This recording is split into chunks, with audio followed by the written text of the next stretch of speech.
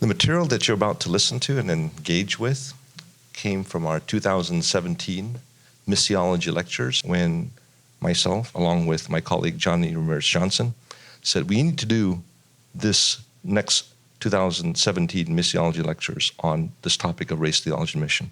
And we invited Dr. Love Seacrest to engage with us in that process. We wanted to explore the challenging questions regarding racism and ethnocentrism and xenophobia and all of those issues from the perspective of world Christianity with regard to how these realities have existed in many parts of the world, and also as part of the colonial mission endeavors.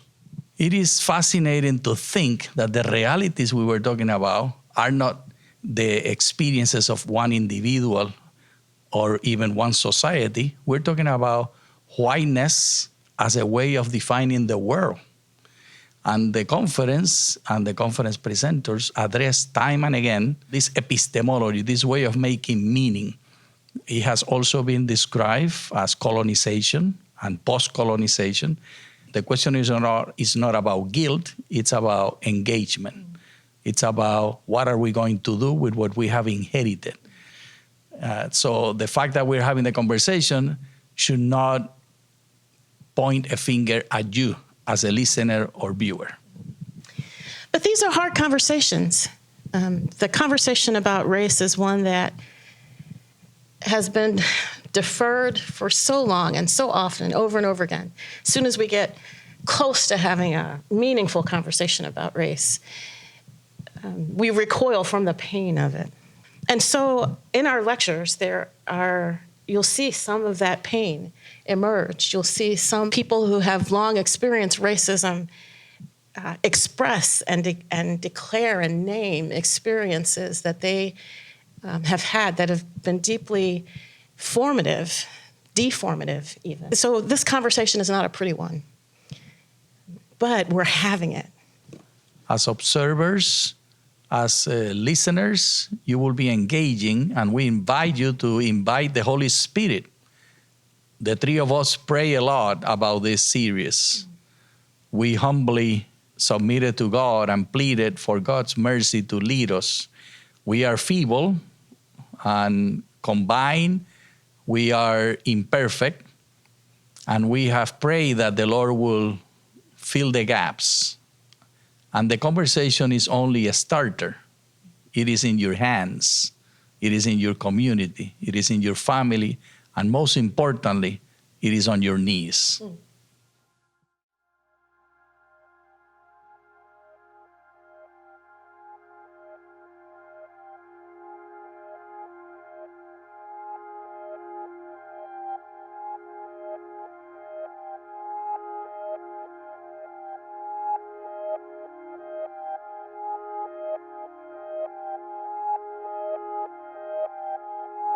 It's good to be with you. Amos asked us to consider a couple of questions that we might use to frame these complex conversations. He actually asked us to identify one, or one of the most important. I picked two, and I hope I'll have time to fit them in. If you take nothing else away from my remarks, I'm happy to serve on the panel as a mental reminder that Asian Americans also care about race. That not all of us are content to sit quietly in the corner fulfilling the model minority stereotype, but we have a conversation to bring as well. Come on, brother.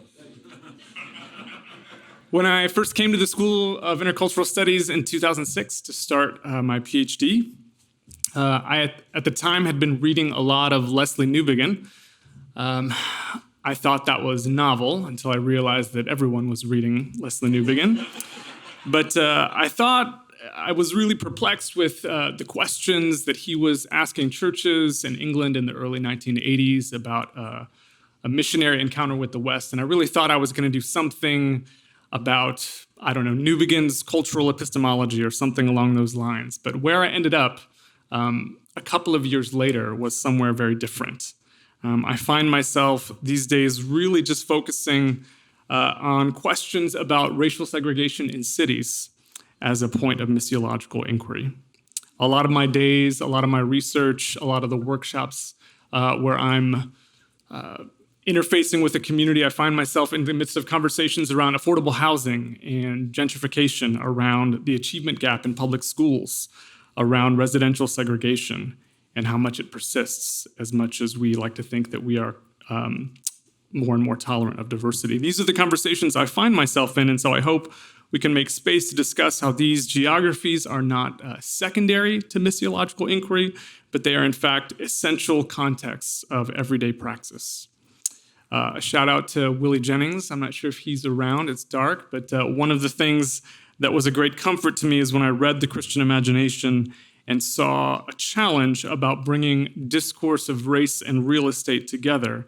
And that was one of the beginning points of why I wrote Race in Place. I have two questions for us to consider. And one is sort of about disciplinary tools or methods, and the other is a little bit more about posture. And so the first question really comes from a long set of conversations I've had with one of my colleagues, Brenda Salter McNeil, who many of you may know. She's an alum of this place as well. Her office is right across the hall from me at Seattle Pacific University. And sometimes I sit down with Brenda because she is our in-house reconciliation guru and just has a lot more miles and experience and relationships under her belt than I do. And I've asked Brenda on numerous occasions, what's one of the greatest challenges that you face pedagogically in your work and your consulting? And then again, what she's said to me repeatedly is that she finds that a recurring challenge is that she really has to work to help reframe race and racialization and racism conversations away from individual and interpersonal dynamics and into thinking more about structural and systemic dynamics. That's not news to any of us. I think many of you are familiar with those dynamics, and yet I find, it seems to me, so often in the US, we have this reflexive individualism like a broken record that keeps falling back to the same groove, that when the conversations of race arise, people react and they respond with the ubiquitous, but I'm a good person. I'm not a racist. I am colorblind. I treat all people equally. Because I'm an urbanist, I've been trying to use geography and place as a tool to think about how recognizing those everyday structures in our cities demonstrates race as a structural and systemic reality. And yet, I find that as I've taken a dive there, I know that other colleagues, other folks here may have tools or disciplinary perspectives that would bring more to that. And so I would love to have more resources to bring to bear upon the question of when I come across a person who responds with that, I'm a nice person. I'd love to say, yes, you are a nice person, but no, that doesn't change historic or current housing policies. And so the question is, what other missiological tools do we have to help redirect racial discourse away from its emphasis on individual and interpersonal dynamics toward more constructive issues of structural and systemic analysis? So I hope to hear from some of you in conversations throughout our time together, what perspectives and tools you bring to that. The second question is more about posture, and I was recently rereading an address. This is kind of obscure, but it's an address that Frederick Douglass made in 1857 on the topic of the emancipation of the West Indians from British colonialism. And it's one of the most often quoted Frederick Douglass isms, if you will. And it's this short little idea that's about 2/3 through the way of his speech. And he says, and I'm sure you've heard this before, it's advice that he's giving on the nature of the struggle for liberation. And he says, power concedes nothing without a demand. It never has, and it never will. It's a simple and direct statement, but I've been thinking more and more about what constitutes a demand. I find myself often in evangelical institutions and evangelical conversations where more than making demands, I find myself asking kind-hearted, lightly suggested, carefully worded demands. the language that I have to bring to evangelical circles often is very delicately and gently delivered. And so my second question is, and I need to probably refine this down a little bit more, but it's in our various efforts to press into the conversation of race and theology, is the nature of our rhetorical inquiry and the tone of our politically delicate demands, is it too soft and polite to be taken seriously? In other words, is the medium of our demanding actually undermining the telos of our demands? Let me give you an example of this. I serve on a university committee at Seattle Pacific University. It is aptly titled the Faculty Diversity Committee. It is my second tour of duty on this committee.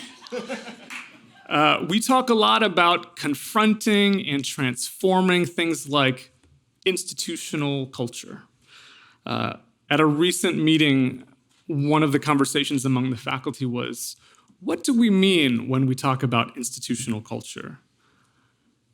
And this launched probably a 45-minute conversation with our new Vice President of Diversity, Equity, and Inclusion around whether or not it would be viable or strategic or wise to, instead of naming institutional culture, just call it white supremacy. And this began another hour of whether or not the language of white supremacy belongs in a policy document, and why or why not as we interface with the university as a whole, its board, our student groups, and so on and so forth. So I think I have just more than one question, but a question there somewhere about what constitutes a demand and what type of rhetoric should we use as we think about these the changes that are so urgent. I want to end with a brief maybe story or example of something that has been sitting with me that might help us to press into that second question. And it's every year I teach an Intro to Theology course to a lot of first-year undergraduate students. And one of the books we read is Ta-Nehisi Coates' Between the World and Me. Some of you have probably read this or you're familiar with it. It's Coates won the MacArthur Genius Grant. It's a national award-winning book. I think it was required reading at UCLA for first-year students for the last couple of years. It is a book that is part biographic, part memoir, part commentary on history in the United States.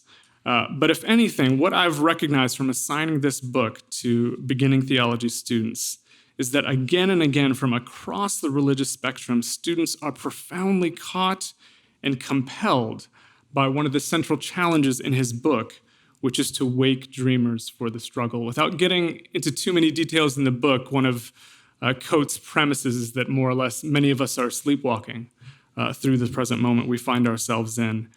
Many of us are caught up in different versions of dreams around imagined constructions of race and all the implications therein. And so Coates encourages his readers to wake from the dream and to struggle for a different future. And though Coates does not find that the motivation for that struggle in the church, he's agnostic at best, my Christian students are deeply moved by his invitation to the struggle, often more so than they are by the church's soft invitation to reconciliation. On the first day of class in fall quarter just a few weeks ago, one of my students, we do this exercise where people just talk a little bit about where they're from. And I had a brave first-year student, literally the first day of class, as I was asking them what they understood about reconciliation, which is an idea that, for better or worse, our university has branded itself to. And he said, well, I'll tell you this. He said, I'm brown, and I'm queer, and I'm Christian, and I think reconciliation is a slur. And I said, all right, thank you for sharing. I said, that helps to set the tone. But I realize that in this student's genuine moment of transparency and in my students wrestling with an author like Coates, who would not be considered, Between the World and Me would not be considered a core missiological text. But I think that there's something for us to pay attention to in this moment. If we believe the Missio Dei is out ahead of us, beyond our ecclesial communities at work in unexpected places, then how can we catch up to that work of the Spirit who has anointed us to proclaim good news to the poor and freedom for the prisoners and liberation for the oppressed? Thank you.